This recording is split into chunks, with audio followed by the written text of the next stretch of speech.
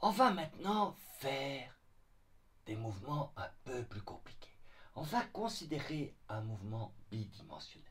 Bon, après on pourrait faire des mouvements tridimensionnels, mais on va considérer un mouvement d'un objet à deux dimensions.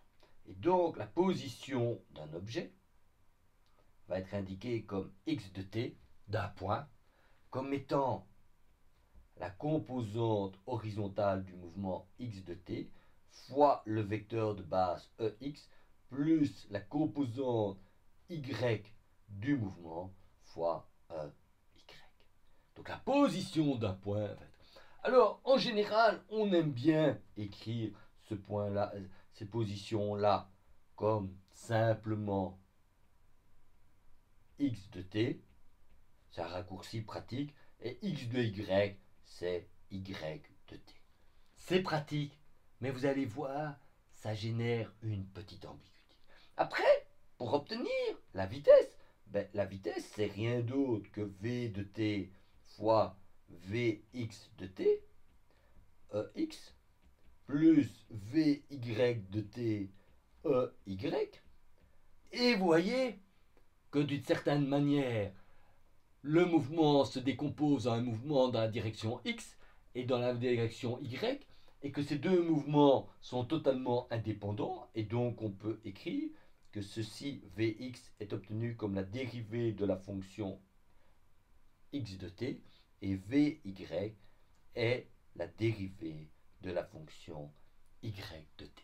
Et puis, si on écrit le vecteur accélération comme ça, regarde le vecteur accélération comme ça, oui, si tu écris le vecteur accélération comme ça, voilà, si tu l'écris comme ça, regarde le vecteur accélération, hein, on regarde le vecteur accélération, et bien ça va se passer exactement de la même manière. On va écrire que c'est ax de t fois le vecteur de base ex plus ay de t fois le vecteur ey. Et qu'est-ce que tu observes? C'est que ay de t, c'est la dérivée de la vitesse vy de t, parce que c'est deux mouvements unidimensionnels qui sont décrits exactement de la manière dont je l'ai fait au cours précédent, hein, avec une seule direction. Mais maintenant, en x et en y, je superpose ces deux mouvements et je peux les analyser de manière totalement indépendante. Et donc, je vois que pour avoir la cinématique d'un mouvement à deux dimensions, eh ben, c'est la composition de deux mouvements à une dimension en x et en y. Et donc, c'est extrêmement simple. Bon, alors évidemment, on peut s'amuser à calculer la norme du vecteur x. Et en général, ce que j'avais expliqué juste avant, c'est que la norme du vecteur x, je l'écrivais comme étant x est égal à la racine carrée de xx au carré plus xy au carré. Et tu notes tout de suite que si je remplace bêtement xx par x, maintenant, c'est bizarre, parce que je vais avoir x. Tu vois, c'est pas logique, parce que cet x-là, c'est pas le même que cet x-là. L'un, ça représente la composante x en x du vecteur, et l'autre, il représente la norme du vecteur. C'est pas la même chose. Hein? Parce que la norme du vecteur, regarde comment ça marche. Le vecteur, il est comme ça. Voilà, de longueur x. Et j'ai le xx qui est ici. Et le yxy qui est là. Et j'y pas. Et maintenant, je dis que le xx, c'est x. Et que le xy est y. Alors c'est pratique parce que c'est plus facile d'écrire xy, mais je génère une ambiguïté. Parce que tu vois que le jaune, c'est celui-ci. Et l'orange, c'est celui-là. Alors, une manière de lever l'ambiguïté, c'est de dire que quand je calcule la norme d'un vecteur, il y a des gens qui font ça. J'écris que la norme du vecteur, c'est x avec deux petites barres. Et alors, maintenant, je peux écrire que ça, c'est x carré plus y carré. Et maintenant, le jaune, ici, pilou, c'est pas le même. On voit qu'ils sont différents. Alors, tu vas me dire, pourquoi vous faites pas ça? Parce que ça, c'est plus lourd au niveau notationnel. Parce que quand je vais écrire x, il faut soit écrire xx, ou soit il faut écrire des barres. Et vous allez voir que dans la suite, du coup, souvent, il n'y a pas d'ambiguïté. Et donc, c'est quand même vachement plus facile de dire que quand c'est la norme, je ne mets pas cette double barre. C'est fatigant. Et que je suis très paresseux. Et donc, moi, je ne vais pas mettre systématiquement des doubles barres. Sauf quand vraiment, il y a une ambiguïté. Alors, vous allez me dire, oui, mais il y a une ambiguïté. Ben oui, il y a une ambiguïté. Et donc, je vais l'écrire ici. Il y a une ambiguïté. Voilà. Ok. Je sais.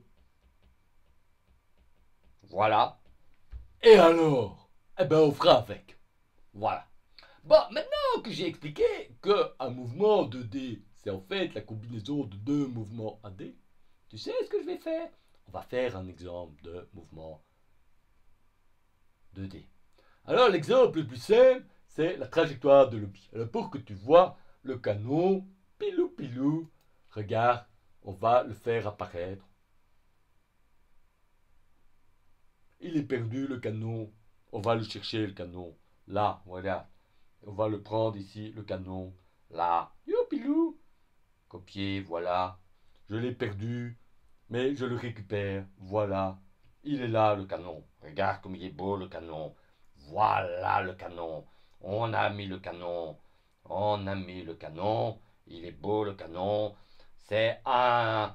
On va le rendre un peu plus petit parce que sinon il est trop grand. Voilà le canon. T'as vu, c'est un beau canon. Il est gros. Eh bien, on va faire la description de la trajectoire de l'obus. Alors, la trajectoire de l'obus, c'est l'exemple le plus simple d'un mouvement bidimensionnel d'un objet qui va retomber sous l'effet de la gravité. Alors, l'idée de base est la suivante. Regarde, pilou, pilou, pilou. C'est extrêmement simple. Tu écris, tu dessines les deux axes. Pilou, pilou, comme ça. Voilà, un axe Y, un axe X. On va faire partir l'obus de l'origine, c'est-à-dire ici, et on va lui donner une vitesse initiale comme ça, V0. Voilà, voilà. Ça, c'est un vecteur initial V0. Alors, un vecteur initial, comment est-ce que la puissance de la vitesse, ça dépend de la quantité de poudre que tu mets dans le canon, hein? Ouais, dans le canon, exactement. Ça dépend de ça. Ok? Bah, il n'est pas beau mon canon. On va le remettre comme ça. Voilà, là il est plus joli. Alors, on va mettre un angle θ ici. Tu vois l'angle θ? Et on va l'envoyer le but en l'air. Et qu'est-ce qu'il va faire le but? Il va monter avec sa vitesse initiale. Et puis il va avoir une trajectoire qui va comme ça. Eh oui, il va retomber sous l'effet de la gravité. Quand on voit un ballon en l'air, quand le footballeur il envoie le ballon en l'air, le ballon a tendance à retomber sous l'effet de la gravité. Donc à un certain moment, le ballon il va se trouver ici.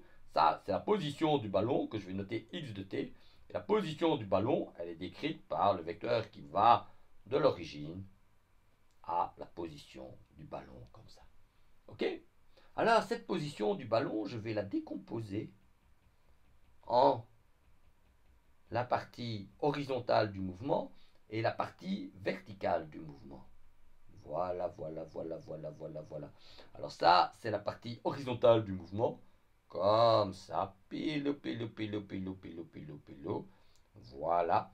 Qui est xx de t. Mais que je vais écrire x de t parce que c'est quand même plus facile. Que ce xx de t, il m'embête. Et la partie horizontale verticale du mouvement, c'est x, y de t, que je vais écrire y de t. Ok? Alors, la vitesse initiale. La vitesse initiale, je peux l'écrire sous la forme suivante. Je peux l'écrire comme étant V0, qui est un vecteur avec deux composantes. Et si la norme du vecteur V0, c'est V0 sans la petite flèche, la composante horizontale, c'est V0 cos θ. La composante verticale, c'est V0 cos sin θ, qu'on écrit également comme V0,x ou V0,y. Et que parfois on écrit aussi, parce que c'est facile, les deux composantes de vitesse sous la forme U0, V0. Et là, à nouveau, tu remarques qu'il y a une ambiguïté entre la norme du vecteur, hein, parce que la norme du vecteur, c'est V0 que j'ai écrit comme étant V0,x au carré plus V0,y au carré. Et tu vois qu'à nouveau, celui-là, qui est celui-là, mais n'est pas celui-ci, qui est la norme du vecteur. Tu vois, celui-ci, c'est la norme du vecteur. Et tu vois qu'il y en a un qui est V0 sin θ, qui est V0, c'est pas l'un. Et donc tu vois, hein, je redessine le petit machin pour que tu comprennes bien la différence. Hein, le vecteur, la norme du vecteur V0, c'est la longueur du vecteur. J'ai pas mis de petite flèche ici, donc ça veut dire que c'est la longueur de la flèche. Quand je mets une petite flèche chez la flèche, et cette longueur, elle se décompose en une partie horizontale qui est V0 cos θ, avec le θ qui est ici, et une partie verticale qui est V0 sin θ, que j'ai appelé ici V0, et celui-là, je l'ai appelé U0, et tu vois, parfois, il y a une ambiguïté. Le V0, là, il n'est pas le même que le V0. Tu vois, celui-ci, pilou pilou, hein, celui-là, c'est l'orange. Celui-là, c'est l'orange. Celui-là, c'est l'orange. Et celui-là, c'est le jaune. Et celui-là, c'est le jaune. Ah, tu vas me dire, pourquoi est-ce qu'on fait ça? Parce que dans la plupart des exercices, la plupart de la suite du cours, il n'y a pas d'ambiguïté. Quand je dis V0, on devine bien lequel je veux parler. Soit de la composante, soit de la norme. Et que c'est vachement plus facile de ne pas devoir mettre des barres, des petits X partout, et des petits Y partout. Et ça facilite vachement la vie. Voilà, ça c'était la petite introduction au mouvement bidimensionnel. On va arrêter l'enregistrement, on va refaire le prochain épisode et vous allez voir, ça va être fun tout plein.